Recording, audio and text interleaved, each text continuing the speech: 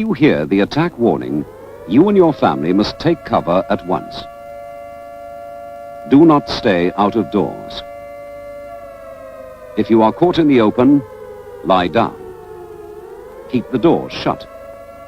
Do not go outside the house until you are told it is safe. In fact, you are far better off at home because it is the place you know and where you are known. So, stay where you are. If you live in a house, the safest place is the ground floor or basement. Choose a room with the smallest amount of outside wall. The farther you are from outside walls and the roof, the better the protection. If you live in a block of flats, which is more than 5 floors high, it is important not to use the top 2 floors. The safest places are inside passages away from outside walls and windows.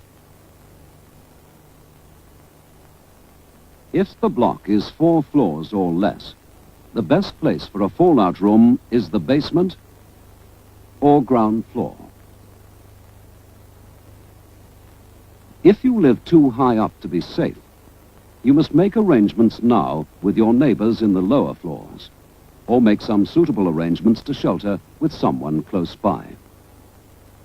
If you live in a 1-story house, like a bungalow or prefab, the building itself will not give you much protection. So the best thing is to make arrangements now to shelter with someone close by. If this is not possible, look for a space in your home which is farthest from the roof and the outside walls. Your fallout room will protect you, but you will make it even safer by strengthening a small part of it. This part will be your inner refuge during the worst of the attack. Making a refuge is not difficult.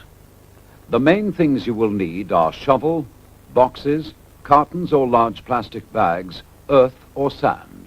Start collecting them now. These things may also come in handy. Hammer, saw, screwdriver, nails, screws, string or thin rope, scissors, or penknife. One idea is to make a lean-to of wood, resting against an inside wall. Strong boards or doors taken from their hinges are quite good. Stop them slipping down the wall by fixing them to the floor with a strip of wood, like this.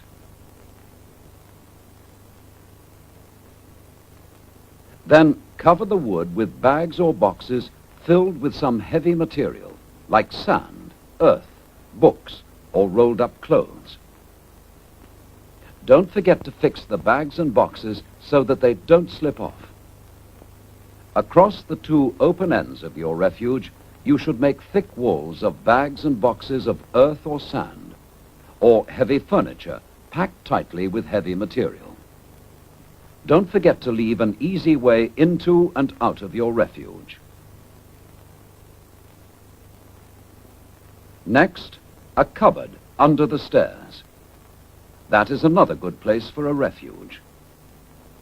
Put boxes of earth or sand on the stairs and along the walls of the cupboard, like this.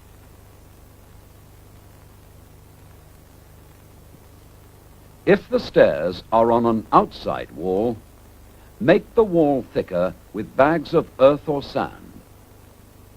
Stack the bags up to a height of about 6 feet. Here is another idea. Use tables, if they are strong and large enough for you and your family to shelter beneath.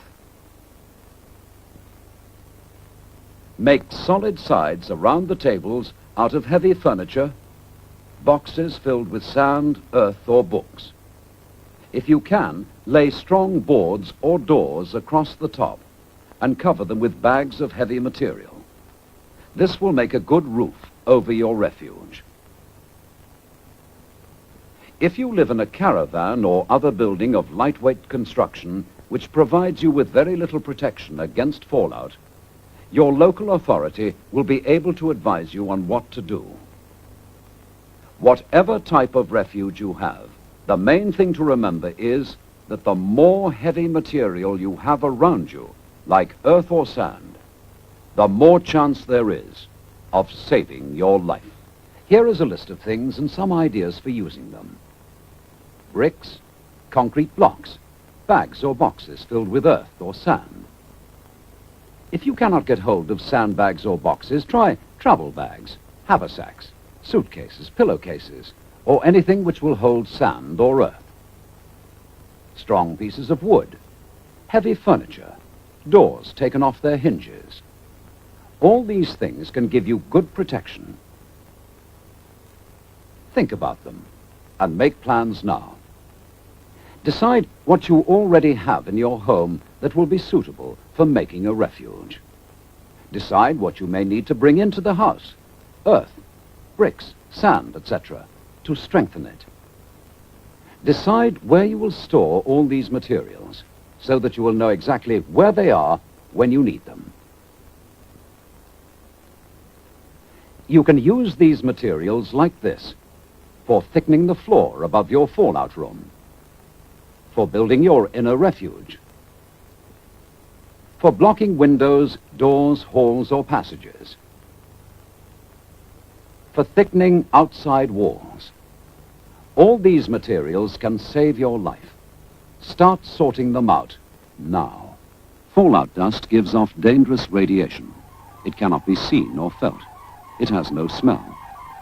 Anybody staying within reach of fallout for too long can fall ill or die. So you must keep away from fallout until it is safe, and this may mean staying in your fallout room for up to 14 days.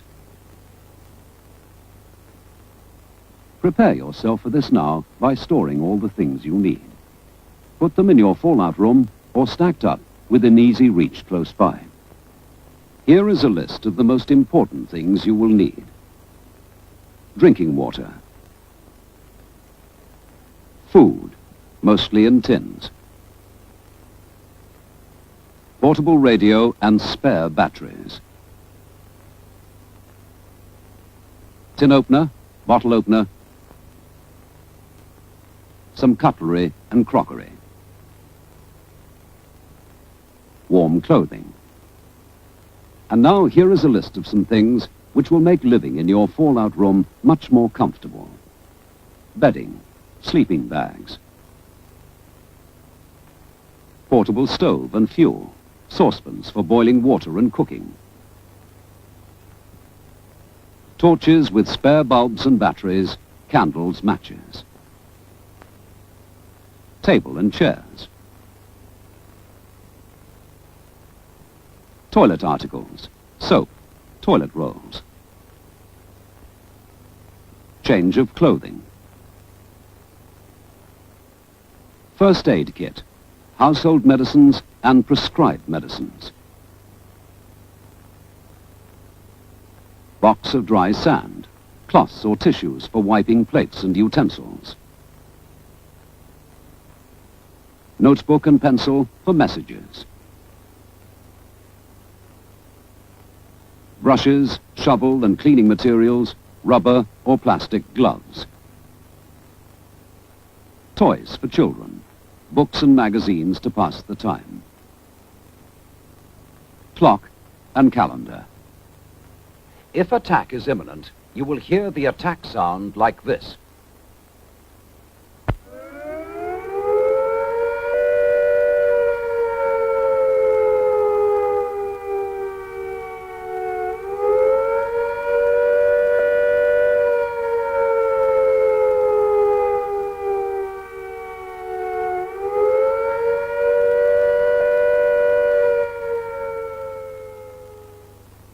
So take cover at once.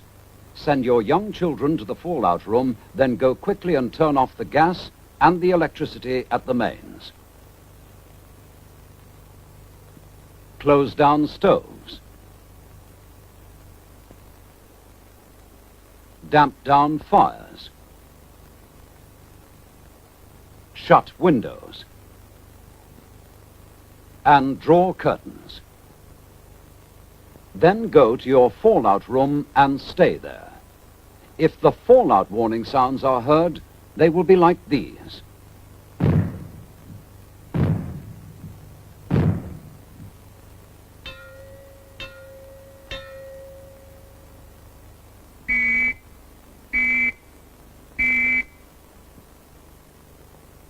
You should now move yourself and your family to the safest area in your fallout room.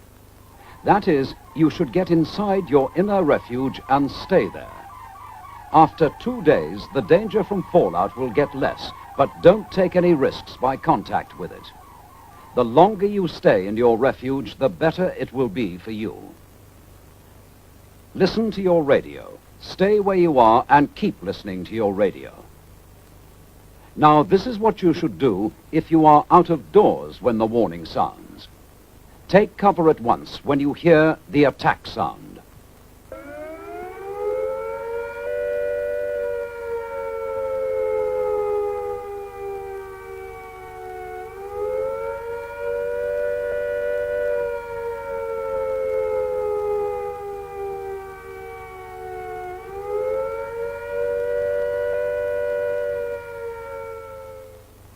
If you cannot reach home in 10 minutes, take cover in the nearest building. If there is no building nearby, try to find some solid cover.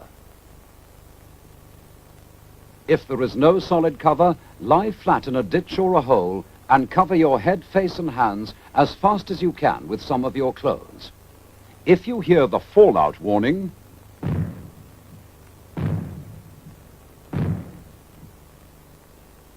seek the nearest and best cover as quickly as you can. But before entering the building or cover, brush or shake off any fallout dust you may have picked up and get rid of it. Change your outer clothing if you can. Stay under cover. When the all clear sounds, like this,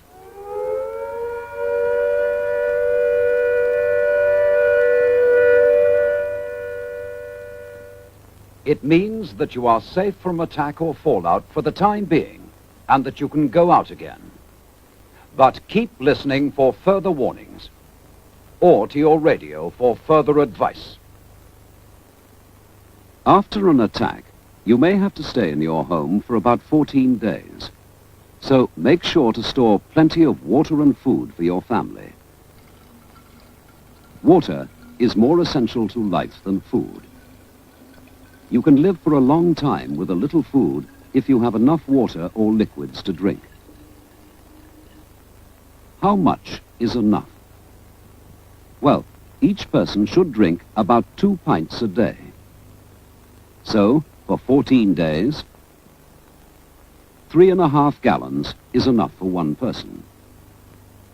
But you should double this amount if you can. Then there will be some to spare for washing your face and hands. Keep drinking water in your fallout room. Store it in plastic containers with a screw top, or in bottles or jars covered to keep out dirt. Store the rest in kettles and saucepans and in basins in the bathtub. Try to keep some tins of fruit juice as well. Now, food. Stock enough for everybody for 14 days.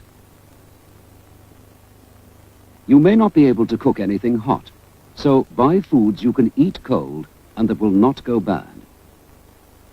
Buy food well wrapped or in tins.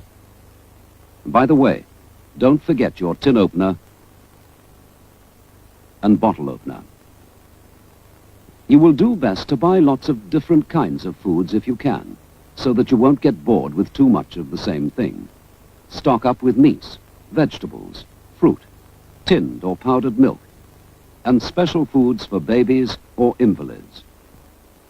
You will also need some sweet things, like sugar or jam, and biscuits.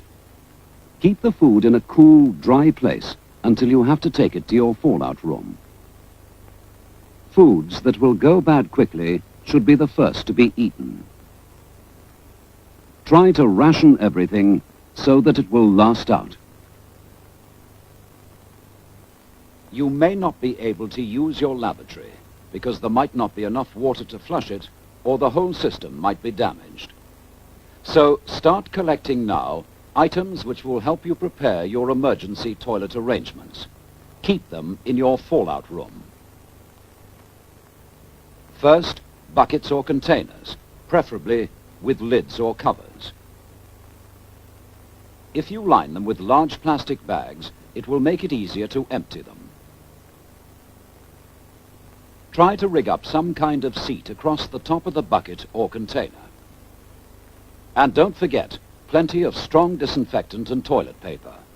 All of those items should be kept in your fallout room.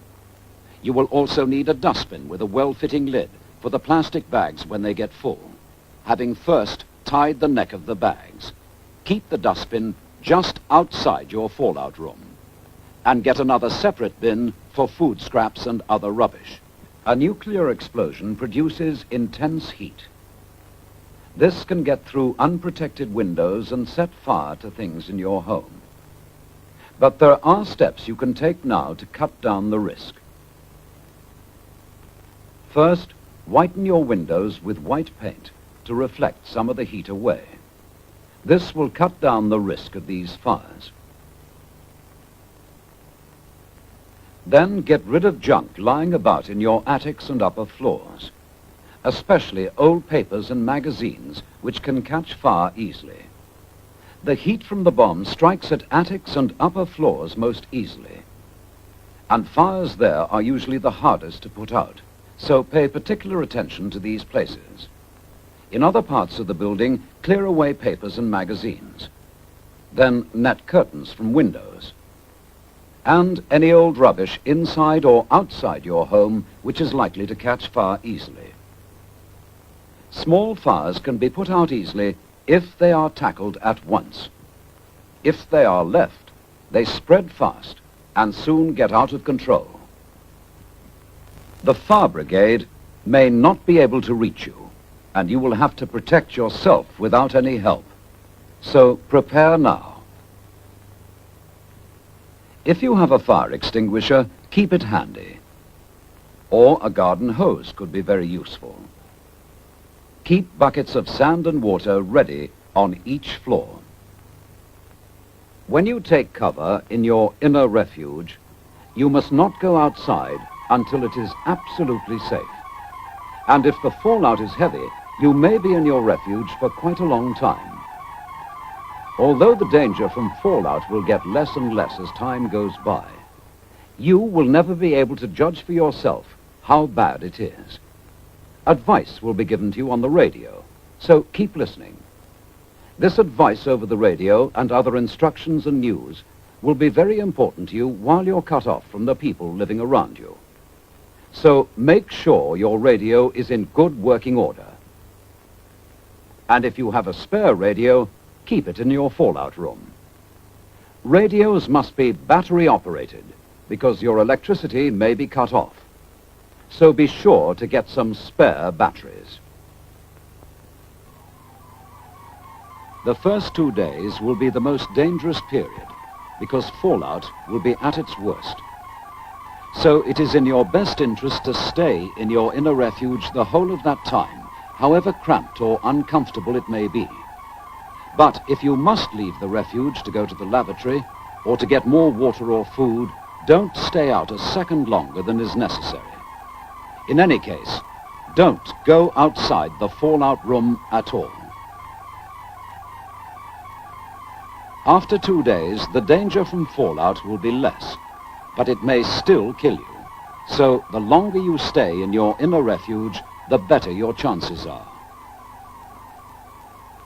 Although it may be fairly safe for you to move about inside your fallout room, it certainly will not be safe for you to go outside the house until the radio tells you. So keep listening to your radio for advice. At first, you'll be told when you can go outside the house for a short time to get rid of lavatory waste and rubbish. Then, as the danger from fallout begins to pass away, you will be able to stay out for longer spells. There may still be a lot of fallout dust lying about, so be careful not to bring it back with you into the house. Keep a separate pair of boots or strong shoes for going out. Before coming in, take them off and wash or wipe them, soles as well. It is also a good idea to wear rubber gloves while you are outside. Try to keep the younger people indoors as much as possible. In fact, it will be far wiser for only people over 30 to work outside until things get better. And now a reminder of some of the things we have told you in earlier films. Fallout can kill, though you cannot see it, feel it, or smell it. There is danger outside, so don't go outside. Stay in your fallout room until you are told it is safe to come out. After an attack, fires will start in many places. The fire brigade may not be able to help everyone, so it might be up to us to tackle the fires in our own homes. Here is some advice on how to do it. Make sure that you have turned off gas and electricity at the mains. Don't smoke. Then start checking for fires. Start at the top of the house. Check roof space and every room, putting out fires before they get out of control. Small fires can be put out quite easily if they're tackled at once. If they are left, they spread quickly and take hold. Use water from the tap if there is any. Earth and sand are also useful. Put all the members of your family to work putting out fires in the house. When you are satisfied that the inside is safe, check the outside of the house and make sure that you are safe from any fires which have started nearby. When you have seen to your own household, help any neighbor in need. If you have used any of your precious drinking water to fight fires, make good your reserves. Fill up all your containers again and put covers on them. Turn off your water supply at the mains. It may become contaminated. If your house is damaged, you may have a little time before a fallout warning to carry out minor jobs to keep the weather out. Curtains or sheets may be used to cover broken windows or holes. Then listen for the fallout warning.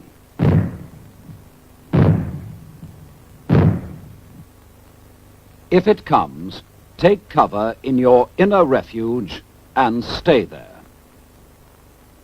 Earlier we told you what to do to prepare emergency lavatory arrangements in or near your fallout room. It will not be easy for you to keep clean in shelter conditions, mainly because it is unlikely that there will be any water to spare for washing or for flushing the lavatory. But cleanliness is essential to prevent sickness, and here are a few simple rules to help you. All toilet containers should be covered when they're not in use. Pour in some disinfectant. It will cut down the smells and keep off flies. When you have used the bucket lavatory, wipe your hands with toilet paper soaked in a little mild disinfectant. Throw the paper into the container and put the lid on. Keep an eye on small children and see that they do the same as you to keep clean. Don't let the bucket get too full. If you have lined it with a plastic bag, tie the neck tight before lifting it out, and put it in a separate dustbin well away from the fallout room. Put a fresh plastic bag into the bucket with a few drops of disinfectant. Cover the bucket with a lid. When it is safe to do so, take the dustbin and its contents outside the house. Remove the waste and bring the empty bin back. Food scraps, empty tins and other rubbish should be wrapped up tightly in newspapers and put in a separate dustbin. Keep the lid on. If you have got only one dustbin, use that for toilet waste only. Put all other rubbish separate in plastic bags or paper until you can take it outside the house. Keep your hands as clean as possible. Wear rubber gloves for dirty work. Try to avoid touching food with your hands as much as possible. Keep your knives and forks, plates and cups, etc. clean. Dry, clean sand is quite good for this. After an air attack, your water taps may run dry, or the water in them may be too dangerous to drink because it has been poisoned by fallout. So your life may depend entirely on what you have stored. Keep it clean by covering the containers. Its main use is for drinking, but use it sparingly. For each person, you should have stored at least 2 pints for each day. Don't waste water on washing or anything else. If you must use water for cooking, use as little as possible. If you heat cans of food in a saucepan of water, don't throw the water away. It can be used over and over again. By the way, make sure you pierce the top of the can before heating. Dip your dirty knives and forks into the pan while the water is still hot. You should by now have built up an emergency reserve of tinned food or other foods that don't go off quickly and that can be eaten cold. Keep your food reserves in your fallout room. And remember to keep them well covered to protect them from fallout dust. There might be fallout dust on the packaging. Take care this does not get into the food. So wipe the tins, packets, and bottles. You may not be able to replace your stocks of food for a long time, so make them last. Most of the time, you'll be resting in your fallout room, and you won't need to consume much food. Eat the smallest amount you can get by with, and plan meals carefully so that there is no waste. And remember, keep your food covered from fallout. Wrap open tins and loose foods. Prepare small amounts at a time. You may not be able to replace your stocks for a long time, so ration food carefully. After an attack is over and the all clear has been sounded, arrangements will be made as soon as possible to treat any people who are ill or injured. Listen to your radio. Details will be given about what to do, when to do it, and how. If anyone dies while you are kept in your fallout room, move the body to another room in the house. Label the body with name and address, and cover it as tightly as possible in polythene, paper, sheets, or blankets.